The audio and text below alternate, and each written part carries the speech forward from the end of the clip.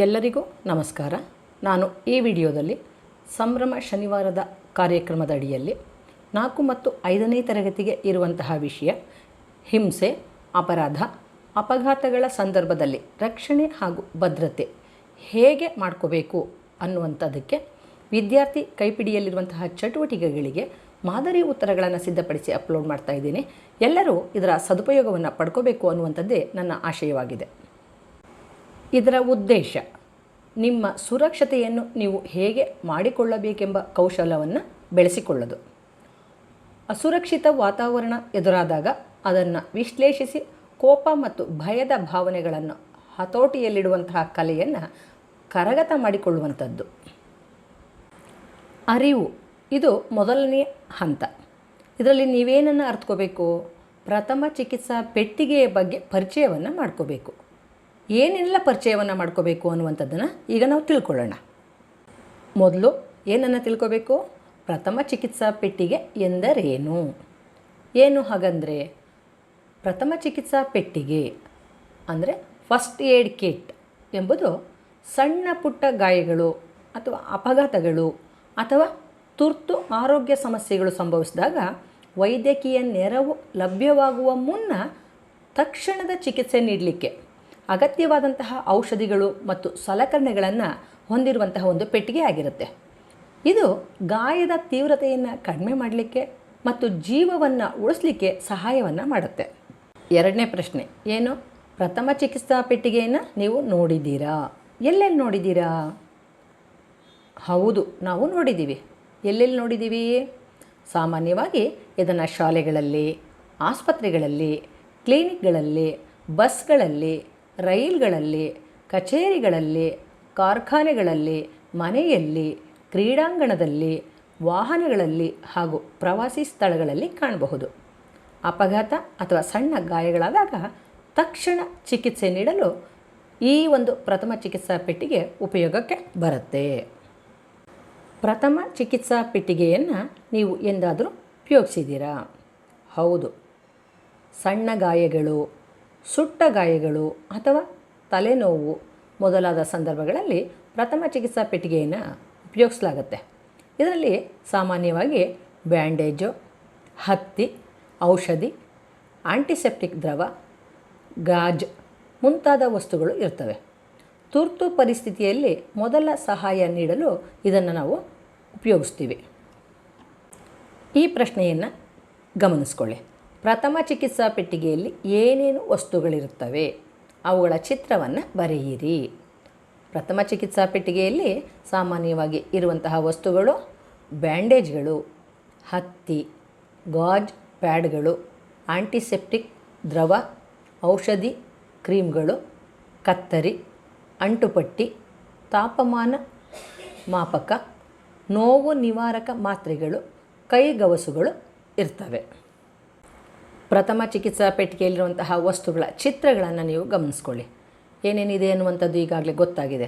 ಕತ್ತರಿ ಇದೆ, ಮಾತ್ರೆ ಇದೆ, ಗಮ್ ಟೇಪ್ ಇದೆ, ಮಾಸ್ಕ್ ಇದೆ, ಹತ್ತಿ ಇದೆ, ಇಕ್ಲ, ಕತ್ತರಿ, ಡೆಟಾಲು ಮುಂತಾದ ವಸ್ತುಗಳನ್ನು ನಾವು ಇಲ್ಲಿ ಕಾಣಬಹುದು. ನೀವು ಯಾರಿಗಾದರೂ ಪ್ರಥಮ ಚಿಕಿತ್ಸೆ ನೀಡಿದ್ದೀರಾ ಅಥವಾ ನೀವು ಪ್ರಥಮ ಚಿಕಿತ್ಸೆ ಪಡೆದಿದ್ದೀರಾ? ಹೌದು. ಕೆಲವೊಮ್ಮೆ ಸಣ್ಣ ಗಾಯಗಳು ಅಥವಾ ಅಸ್ವಸ್ಥತೆಯ ಸಂದರ್ಭಗಳಲ್ಲಿ ಪ್ರಥಮ ಚಿಕಿತ್ಸೆಯನ್ನು ಪಡ್ಕೊಂಡಿದ್ದೀವಿ ಅಥವಾ ನೀಡಿದ್ದೀವಿ. ಉದಾಹರಣೆಗೆ ಕೈಯನ್ನು ಬೆರಳಿನಲ್ಲಿ ಏನಾದರೂ ಕತ್ತರಿಸ್ಕೊಂಡು ಗಾಯವನ್ನು ಮಾಡಿಕೊಂಡಾಗ ಆ ಗಾಯವನ್ನು ಸ್ವಚ್ಛಗೊಳಿಸಲಿಕ್ಕೆ ಬ್ಯಾಂಡೇಜನ್ನು ಹಾಕೋದು, ಜ್ವರ ಬಂದಾಗ ತಾಪಮಾನವನ್ನು ಪರೀಕ್ಷಿಸೋದು ಅಥವಾ ಸಣ್ಣ ಸುಟ್ಟ ಗಾಯಕ್ಕೆ ಮುಲಾಮು ಹಚ್ಚೋದು ಮೊದಲಾದವು ಪ್ರಥಮ ಚಿಕಿತ್ಸೆಯ ಉದಾಹರಣೆಗಳಾಗಿವೆ. ಇದು ತುರ್ತು ಪರಿಸ್ಥಿತಿಯಲ್ಲಿ ತಕ್ಷಣದ ಸಹಾಯ ನೀಡಲು ಬಹಳ ಉಪಯುಕ್ತವಾಗಿದೆ. ನಿಮಗೆ ಅಥವಾ ನಿಮ್ಮ ಸುತ್ತಮುತ್ತಲಿನವರಿಗೆ ಪೆಟ್ಟು ಆದಾಗ ಏನು ಮಾಡಬೇಕು? ನಮಗೆ ಅಥವಾ ನಮ್ಮ ಸುತ್ತಮುತ್ತಲಿನವರಿಗೆ ಪೆಟ್ಟಾದಾಗ ಶಾಂತವಾಗಿರಬೇಕು. ಮೊದಲು ತಕ್ಷಣ ಪ್ರಥಮ ಚಿಕಿತ್ಸೆಯನ್ನು ನೀಡಬೇಕು. ಗಾಯವಾದ ಸ್ಥಳವನ್ನು ಸ್ವಚ್ಛವಾದ ನೀರಿನಿಂದ ತೊಳಿಬೇಕು.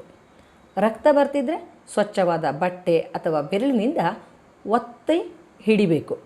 ನೀರನ್ನು ಕುಡಿಸ್ಬೇಕು. ಆಂಟಿಸೆಪ್ಟಿಕ್ ಔಷಧಿಗಳನ್ನು ಹಚ್ಚಬೇಕು. ಬ್ಯಾಂಡೇಜ್ ಕಟ್ಟಿ ಗಾಯವನ್ನು ರಕ್ಷಿಸಬೇಕು. ಹೆಚ್ಚಿನ ನೋವು ಅಥವಾ ಗಂಭೀರ ಗಾಯ ಇದ್ದರೆ ತಕ್ಷಣ ವೈದ್ಯರನ್ನು ಸಂಪರ್ಕಿಸಬೇಕು. ಅಗತ್ಯ ಇದ್ದರೆ ಆಂಬ್ಯುಲೆನ್ಸ್ಗೆ ಕರೆ ಮಾಡಬೇಕು. ಸರಿಯಾದ ಸಮಯದಲ್ಲಿ ನೀಡುವ ಪ್ರಥಮ ಚಿಕಿತ್ಸೆ ಜೀವವನ್ನು ಕಾಪಾಡಬಹುದು. ಹಂತ 2, ಅನುಭವ. ನಮ್ಮ ಶಾಲೆ ಸುರಕ್ಷಿತವೇ? ಯಾಕೆ ಈ ಪ್ರಶ್ನೆ ಬಂದಿದೆ ಅಂತಂದರೆ, ಈ ಮುಂದಿನ ವಿಚಾರಗಳನ್ನು ನಾವು ಗಮನಿಸಿದಾಗ ಗೊತ್ತಾಗುತ್ತೆ. ಶಾಲೆಯಲ್ಲಿ ಕೆಲವು ಜಾಗಗಳಲ್ಲಿ ಸರಿಯಾದ ಎಚ್ಚರಿಕೆ ತೆಗೆದುಕೊಳ್ಳಿಲ್ಲ ಅಂದರೆ ಮಕ್ಕಳಿಗೆ ಅಪಾಯ ಆಗಬಹುದು ಅಥವಾ ಪೆಟ್ಟಾಗಬಹುದು. ಎಲ್ಲೆಲ್ಲಿ? ಶಾಲೆಯ ಮೆಟ್ಟಿಲುಗಳು. ಓಡಾಡಿದರೆ ಜಾರಿ ಬೀಳುವಂತಹ ಸಾಧ್ಯತೆ ಇರುತ್ತೆ. ಆಟದ ಮೈದಾನ, ಫುಟ್ಬಾಲು, ಓಟ, ಜಿಗಿತದಲ್ಲಿ ತಳ್ಳಾಟದಿಂದ ಪೆಟ್ಟಾಗಬಹುದು. ವಿಜ್ಞಾನ ಪ್ರಯೋಗಾಲಯ, ರಾಸಾಯನಿಕಗಳು, ಗಾಜಿನ ಉಪಕರಣಗಳಿಂದ ಅಪಾಯ ಆಗಬಹುದು. ತರಗತಿ ಕೋಣೆ, ಓಡಾಡಿದ್ರೆ ಅಥವಾ ಡೆಸ್ಕ್ಗಳ ಮೇಲೆ ಏರ್ತಿದ್ದಾಗ ಪೆಟ್ಟಾಗಬಹುದು. ಶೌಚಾಲಯ, ನೆಲ ಒದ್ದೆ ಆಗಿದ್ದರೆ ಜಾರಿ ಬೀಳುವಂತಹ ಸಾಧ್ಯತೆ ಇರುತ್ತೆ. ಶಾಲೆಯ ನಿರ್ಮಾಣ ನಡೆಯುವಂತಹ ಸ್ಥಳ, ಬಿದ್ದು ಹೋಗುವಂತಹ ವಸ್ತುಗಳು, ಕಬ್ಬಿಣ, ಕಲ್ಲುಗಳಿಂದ ಅಪಾಯ ಇರುತ್ತೆ. ಕಾರಿಡಾರ್, ಓಡಾಡುವಾಗ ಡಿಕ್ಕಿ ಹೊಡೆಯುವಂತಹ ಸಾಧ್ಯತೆಗಳು ಇರುತ್ತೆ. ಸುರಕ್ಷತೆಗಾಗಿ ನಾವೇನು ಮಾಡಬೇಕು? ಶಾಲೆಯಲ್ಲಿ ನಿಧಾನವಾಗಿ ನಡ್ಕೊಂಡು ಹೋಗಬೇಕು, ಓಡಬಾರ್ದು, ಶಿಕ್ಷಕರ ಸೂಚನೆಗಳನ್ನು ಪಾಲಿಸಬೇಕು ಮತ್ತು ಆಟದಲ್ಲಿ ನಿಯಮಗಳನ್ನು ಕಡ್ಡಾಯವಾಗಿ ಅನುಸರಿಸಬೇಕು. ಅವಲೋಕನ, ಇದರಲ್ಲಿ ಏನು ಮಾಡಬೇಕಾಗಿದೆ? ಇಲ್ಲಿ ಚಿತ್ರಗಳಿದೆ ನೋಡಿ. ಈ ಚಿತ್ರಗಳಿಗೆ ಕಥೆಯನ್ನು ರಚಿಸಬೇಕು ಮತ್ತು ಅದನ್ನು ಅಭಿನಯವನ್ನು ಮಾಡಬೇಕು. ಮಾದರಿಯನ್ನು ಗಮನಿಸ್ಕೊಳ್ಳಿ. ಇಲ್ಲಿ ಒಂದು ಕತೆ ಇದೆ. ಈ ಚಿತ್ರಕ್ಕೆ ಸಂಬಂಧಪಟ್ಟಂತಹ ಒಂದು ಕತೆ. ಇದಕ್ಕೆ ಹೆಸರು ಏನು ಕೊಟ್ಟಿದೆ? ಅಜಾಗರೂಕತೆಯ ಪರಿಣಾಮ. ಒಂದಿನ ರವಿ ಮತ್ತು ಅವನ ಸ್ನೇಹಿತರು ಮನೆಯಲ್ಲಿ ಹಾಗೂ ಹೊರಗಡೆ ಆಟ ಆಡ್ತಿದ್ರು. ಆಟ ಆಡಬೇಕಾದ್ರೆ ಅವರು ಸುರಕ್ಷಿತ ನಿಯಮಗಳನ್ನು ಪಾಲಿಸಲಿಲ್ಲ. ರವಿ ವಿದ್ಯುತ್ ಸ್ವಿಚ್ಗೆ ಕೈ ಹಾಕಿ ವಿದ್ಯುತ್ ಆಘಾತಕ್ಕೆ ಒಳಗಾಗ್ತಾನೆ. ಮತ್ತೊಬ್ಬ ಸ್ನೇಹಿತೆ ಮೆಟ್ಟಿಲುಗಳಲ್ಲಿ ಓಡುತ್ತಾ ಜಾರಿ ಬಿದ್ಲು. ಇನ್ನೊಬ್ಬ ಬಾಲಕ ಪಟಾಕಿಗಳೊಂದಿಗೆ ಅಜಾಗರೂಕನಾಗಿ ಆಟವಾಡಿ ಕಣ್ಣಿಗೆ ಗಾಯ ಮಾಡಿಕೊಂಡ. ಮತ್ತೊಬ್ಬ ಬಾಲಕ ಬಾಳೆಹಣ್ಣಿನ ಸಿಪ್ಪೆಯ ಮೇಲೆ ಕಾಲಿಟ್ಟು ಜಾರಿ ಬಿದ್ದ. ಆಗ ಶಿಕ್ಷಕರು ಮಕ್ಕಳಿಗೆ ಸುರಕ್ಷತೆಯ ಮಹತ್ವವನ್ನು ತಿಳಿಸಿದರು. ಮಕ್ಕಳು ತಮ್ಮ ತಪ್ಪನ್ನು ಅರಿತು ಮುಂದೆ ಜಾಗರೂಕರಾಗಿರಲು ನಿರ್ಧಾರವನ್ನು ಮಾಡಿದರು. ಇದರ ಸಂಭಾಷಣೆಯನ್ನು ಕೇಳಿಸ್ಕೊಳ್ಳಿ. ಇದು ಮಾದರಿ ಮಾತ್ರ, ನೀವು ಬೇರೆ ಬೇರೆ ರೀತಿಯಲ್ಲಿ ಬರೀಬಹುದು. ಸಂಭಾಷಣೆ. ರವಿ: ಅಯ್ಯೋ, ಸ್ವಿಚ್ಗೆ ಕೈ ಹಾಕಿದ ಕೂಡಲೇ ವಿದ್ಯುತ್ ಆಘಾತ ಆಯಿತು. ತಾಯಿ: ರವಿ, ವಿದ್ಯುತ್ ಉಪಕರಣಗಳನ್ನು ಮುಟ್ಟುವಾಗ ತುಂಬ ಜಾಗರೂಕರಾಗಿರಬೇಕು. ಸ್ನೇಹಿತೆ: ಅಯ್ಯಯ್ಯೋ, ಮೆಟ್ಟಿಲಿನಲ್ಲಿ ಓಡಿದ್ದರಿಂದ ಜಾರಿ ಬಿದ್ದೆ. ಶಿಕ್ಷಕರು: ಮೆಟ್ಟಿಲುಗಳಲ್ಲಿ ನಿಧಾನವಾಗಿ ನಡೆಯಬೇಕು, ಓಡುವುದು ಅಪಾಯಕಾರಿ. ಬಾಲಕ: ಪಟಾಕಿಗಳೊಂದಿಗೆ ಆಟವಾಡುತ್ತಿದ್ದಾಗ ಕಣ್ಣಿಗೆ ಗಾಯವಾಯಿತು. ತಂದೆ: ಪಟಾಕಿಗಳನ್ನು ದೊಡ್ಡವರ ಮೇಲ್ವಿಚಾರಣೆಯಲ್ಲಿ ಮಾತ್ರ ಬಳಸಬೇಕು. ಇನ್ನೊಬ್ಬ ಬಾಲಕ: ಬಾಳೆಹಣ್ಣಿನ ಸಿಪ್ಪೆಯ ಮೇಲೆ ಕಾಲಿಟ್ಟು ಬಿದ್ದೆ. ಶಿಕ್ಷಕರು: ಕಸವನ್ನು ಎಲ್ಲೆಂದರಲ್ಲಿ ಎಸೆಯಬಾರದು, ಸ್ವಚ್ಛತೆ ಮತ್ತು ಸುರಕ್ಷತೆ ಎರಡೂ ಮುಖ್ಯ. ಎಲ್ಲ ಮಕ್ಕಳು, ಇನ್ನು ಮುಂದೆ ನಾವು ಸುರಕ್ಷತಾ ನಿಯಮಗಳನ್ನು ಪಾಲಿಸಿ ಜಾಗರೂಕರಾಗಿರ್ತೇವೆ. ಇಲ್ಲಿ ಚಿತ್ರವನ್ನು ಗಮನಿಸ್ಕೊಳ್ಳಿ. ಇದಕ್ಕೆ ಒಂದು ಕತೆ ಇದೆ. ಅಜಾಗರೂಕತೆಯ ಫಲ. ಒಂದಿನ ರಾಹುಲ್ ಶಾಲೆಯಿಂದ ಮನೆಗೆ ಹೋಗುತ್ತಿದ್ದನು. ದಾರಿಯಲ್ಲಿ ಒಂದು ಚಿಕ್ಕ ಗೋಡೆಯನ್ನು ಕಂಡನು. ಅದನ್ನು ನೋಡಿ ನಾನು ಇದನ್ನು ಸುಲಭವಾಗಿ ಹಾರಿ ದಾಟಬಹುದು ಅಂತ ಅಂದ್ಕೊಂಡ. ರಾಹುಲ್ ಓಡುತ್ತಾ ಬಂದು ಗೋಡೆಯ ಮೇಲೆ ಹಾರಲು ಪ್ರಯತ್ನಿಸಿದನು. ಆದರೆ ಅವನು ಸರಿಯಾಗಿ ಗಮನ ಕೊಡಲಿಲ್ಲ. ಗೋಡೆಯ ಅಂಚಿನಲ್ಲಿ ಅವನ ಕಾಲು ಜಾರಿ ಬಿದ್ದಿತು. ಅವನು ಮುಂದೆ ಉರುಳಿ ನೆಲಕ್ಕೆ ಬಿದ್ದನು. ಕೈ ಮತ್ತು ಕಾಲಿಗೆ ಸಣ್ಣ ಗಾಯಗಳಾದವು. ಅವನ ಸ್ನೇಹಿತರು ಬಂದು ಅವನನ್ನು ಎಬ್ಬಿಸಿದರು. ಆಗ ರಾಹುಲ್ ತನ್ನ ತಪ್ಪನ್ನು ಅರಿತುಕೊಂಡನು.